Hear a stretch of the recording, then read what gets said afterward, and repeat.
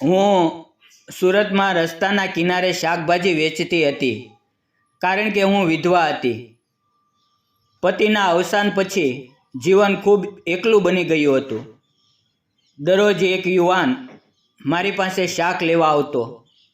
તે શાંત સ્વભાવનો, વિનમ્ર અને ખૂબ સુંદર હતો. ધીમે ધીમે તે મારી સાથે વાતો કરવાનું શરૂ કરતો ગયો. એક દિવસ હું તેના ઘરે પૈસા પાછા આપવા ગઈ. તે એકલો જ રહેતો હતો. સાંજના 6:30 વાગ્યા હતા. તેણે મારા માટે ચા બનાવી અને પછી મારી તરફ જોયું. નમસ્કાર મિત્રો, મારું નામ સાધના છે. મારી ઉંમર 29 વર્ષની છે અને હું વિધવા છું. હું રસ્તાના કિનારે શાકભાજી વેચું છું. આજે દિવસ પણ એવો જ હતો. જ્યારે હું શાક વેચી રહી હતી, અચાનક એક યુવાન બુલેટ બાઇક પર આવ્યો.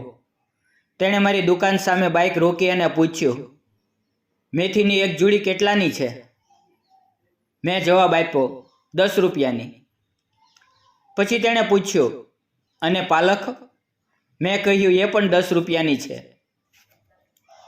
તેણે કહ્યું, બંનેના 2 જુડા આપો.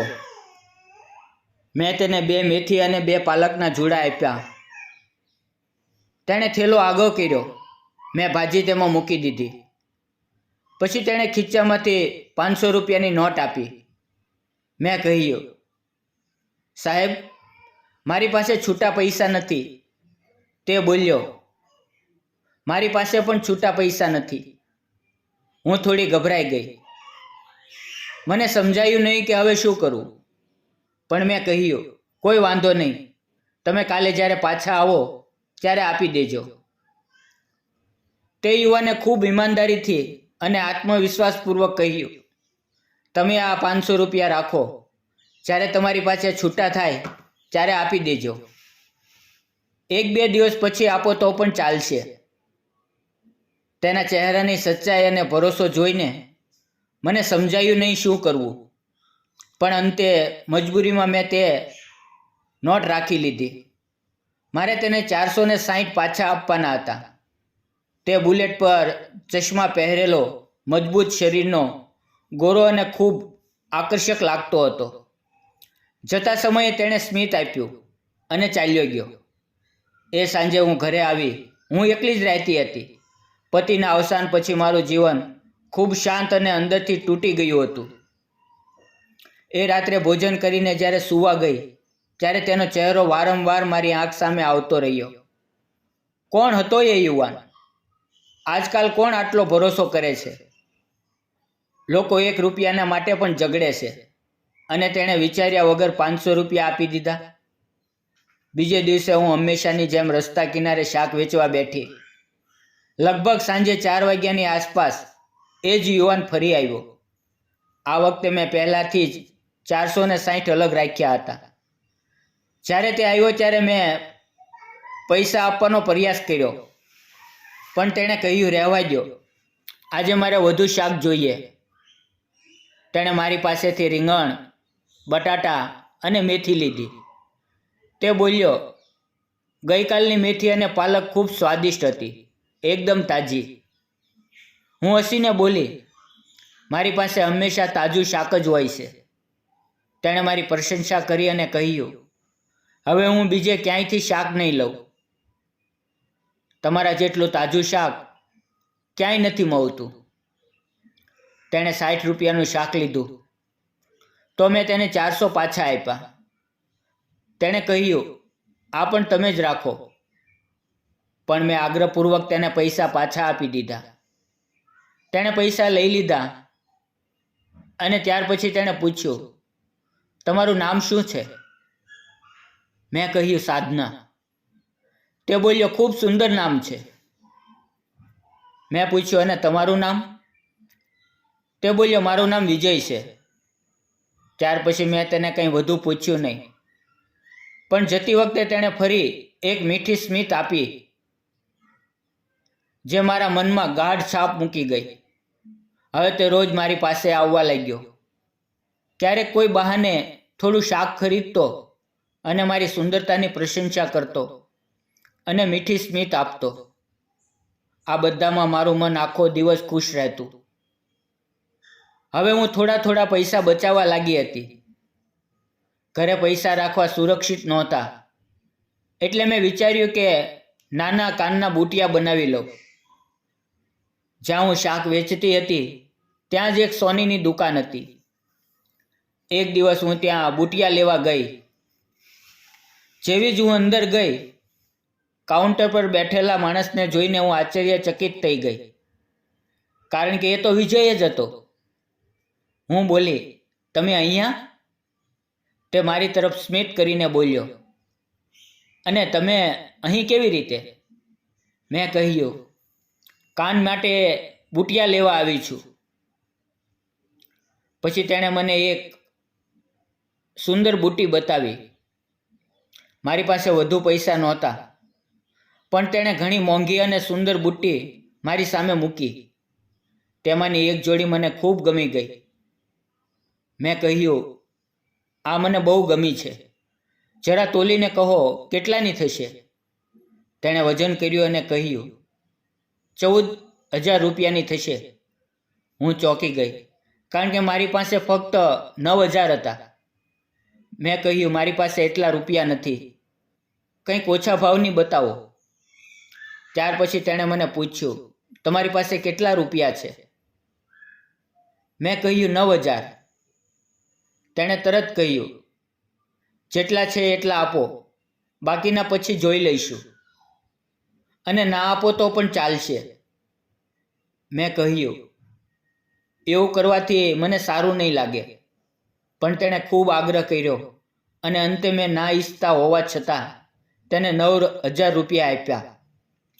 તેણે તેમાંથી પણ 1,000 પાછા આપ્યા અને કહ્યું, બાકી પછી આપી દેજો, અને ના આપો તો પણ ચાલશે. મેં કહ્યું, એવું કેવી રીતે? હું તમને જરૂરથી પૈસા આપીશ. તેણે ફક્ત સ્મિત આપ્યું. તે સ્મિતમાં એક અલગ જ હતું. મેં તે બુટ્ટી પહેરી અને અરીસામાં જોયું તો મારો ચહેરો ખુશીથી ખીલી ઉઠ્યો. વિજય પણ બોલ્યો, તમારા કાનમાં આ બુટ્ટી ખૂબ સુંદર લાગી રહી છે. હું થોડું શરમાઈ ગઈ. એ પળે મને લાગ્યું કે હું કોઈ નાજુક સપનાની દુનિયામાં પહોંચી ગઈ છું. હું ગોરી, પાતળી અને સાદા કપડામાં પણ સ્વચ્છ દેખાતી હતી. પણ વિજયની નજરમાં મારી સુંદરતા કંઈક અલગ જ અર્થ ધરાવતી હતી. મેં બુટ્ટી પેક કરાવી અને દિલથી તેનો આભાર માન્યો. વિજય હસીને બોલ્યો, મારું ઘર ઉપર જ છે. સમય મળે તો આવજો ચા કે ભોજન લેવા. હું હસીને બોલી, જોઈશું. સમય મળશે તો જરૂર આવીશ. ત્યાર પછી વિજય રોજ મારી પાસે આવતો અને કહેતો, તમારા કાનમાં આ બુટ્ટી ખૂબ જ સુંદર લાગી રહી છે. હું શરમાઈને હસતી. હવે તે ધીમે ધીમે મજાક પણ કરવા લાગ્યો અને અમારી વાતો વધવા લાગી. થોડા મહિનામાં અમારો સંબંધ ધીમે ધીમે ફૂલવા લાગ્યો. આ દરમિયાન મેં બાકીના 6,000 પણ ભેગા કરી લીધા હતા. મને હંમેશા એના પૈસા ન આપવાનો ભાર લાગતો હતો, એટલે નક્કી કર્યું કે બીજે દિવસે એને આપી દઉં. પણ બીજા દિવસે વિજય શાકભાજી ખરીદવા આવ્યો નહીં. આખો દિવસ મેં રાહ જોઈ, પણ એ ક્યાંય જોવા મળ્યો નહીં. સાંજે હું તેની દુકાન પર ગઈ. દુકાન બંધ હતી. મેં ઘડિયાળમાં જોયું, 6:30 વાગ્યા હતા. મને યાદ આવ્યું કે એકવાર વિજયે કહ્યું હતું કે મારું ઘર ઉપર જ છે, સમય મળે તો આવજો. હું થોડી ગભરાઈ ગઈ. વિચાર કરીને ઉપર ગઈ અને બેલ વગાડી. પ્રથમ વાર, બીજી વાર ને ત્રીજી વાર. ત્રીજી વાર બેલ વાગતા વિજયે દરવાજો ખોલ્યો. તે બોલ્યો, અરે તમે અહીંયા? મેં ધીમેથી કહ્યું, તમારી દુકાન પર ગઈ હતી, તે બંધ હતી. તમે આજે શાકભાજી લેવા આવ્યા નહીં, તો વિચાર્યું કે પૈસા ઘરે આવીને આપી દઉં. તે બોલ્યો, હવે જ્યારે આવી જ ગયા છો તો થોડી વાર બેસો, હું પાણી અને ચા લાવું છું, પછી વાત કરીએ. હું થોડા સંકોચ સાથે સોફા પર બેસી ગઈ. તેનું ઘર સુંદર હતું, જાણે કોઈ મહેલ હોય. મને લાગ્યું કે આ માણસ કેટલો મોટો હશે, પણ કેટલી સાદગીથી વાત કરે છે. થોડી વારમાં વિજય પાણી અને ગરમ ચા લઈને આવ્યો. મેં પૂછ્યું, તમારા ઘરમાં કોણ કોણ રહે છે? તે બોલ્યો, હું એકલો જ રહું છું. કેટલાય વર્ષ પહેલાં મારી પત્નીનું અવસાન થયું હતું. હું થોડી ચૂપ રહી અને બોલી, માફ કરજો. દુઃખ આપવાનો મારો ઈરાદો નહોતો, પણ ઘર ખાલી જોઈને લાગ્યું કે ચા કોણે બનાવી હશે. તે બોલ્યો, ચા મેં જ બનાવી છે. મને મારા હાથથી બનાવેલી ચા અને ભોજન ખૂબ ગમે છે. મને બહારનું ખાવાનું નથી ગમતું. પછી તેણે પૂછ્યું, તમારા ઘરમાં કોણ છે? હું થોડા સમય માટે ચૂપ રહીને કહ્યું, હું પણ વિધવા છું. મારા પતિને દારૂની આદત હતી. લીવર બગડી ગયું અને એ કારણે તેનું અવસાન થયું. થોડી વાર બંને ચૂપચાપ બેઠા રહ્યા. અચાનક અમારી નજર એકબીજા પર અટકી ગઈ, જાણે સમય થંભી ગયો હોય. વિજય બોલ્યો, તમે ખૂબ સુંદર લાગો છો. સાચું કહું તો કદાચ તમને ખરાબ લાગે, પણ હું મનની વાત કહી દઉં. હું રોજ તમારી પાસે શાક લેવા આવું છું, કારણ કે તમને જોઈને મારો દિવસ સારો જાય છે. તમારું સ્મિત, તમારી વાતો, બધું જ મને ગમે છે. મને તમારાથી પ્રેમ થઈ ગયો છે. તેના શબ્દો સાંભળીને મારી આંખોમાં આંસુ આવી ગયા. વિજય નજીક આવ્યો અને આંસુ લૂછીને પૂછ્યું, શું થયું? કેમ રડો છો? મેં કહ્યું, તમને મારામાં શું દેખાયું? હું તો ફૂટપાથ પર શાક વેચતી વિધવા છું, અને તમે સોનાની દુકાનના માલિક, સંપત્તિ ધરાવતા માણસ છો. તમને તો વધુ સારી સ્ત્રીઓ મળી શકે છે.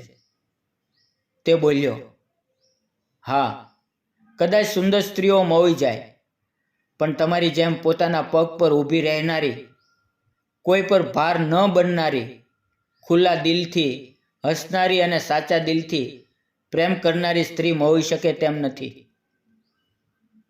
તેના શબ્દોએ મને અંદર સુધી સ્પર્શી લીધી. હું લાગણીઓમાં વહી ગઈ અને એને ભેટી લીધી. તેણે આશ્ચર્યથી જોયું તો મેં ધીમેથી કહ્યું, મને પણ તમે ખૂબ ગમો છો. ત્યાર પછી અમે નિયમિત મળવા લાગ્યા. અમારો પ્રેમ વધતો ગયો.